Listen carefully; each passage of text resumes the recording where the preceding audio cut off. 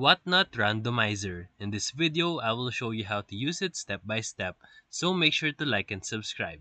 Step 1. Once you're in, head to the seller dashboard.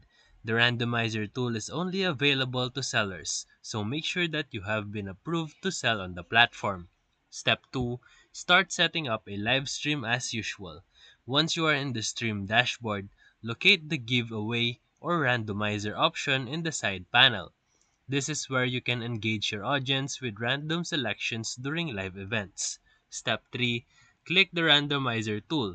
You will see a list of users currently watching or who have entered a giveaway. You can choose entry criteria like following or account or commenting in chat, and then set how many winners you want. Step 4. Once configured, click Start or Pick Winner. The app will randomly select from the eligible entries, and winners will be shown live on screen. It's great for boosting your engagement. Step 5. Make sure to clearly state the price and how the winner can claim it. If it's a merch or store credit, process it after the stream through your seller account. So if this video helped you, feel free to like and subscribe for more videos. Thank you for watching.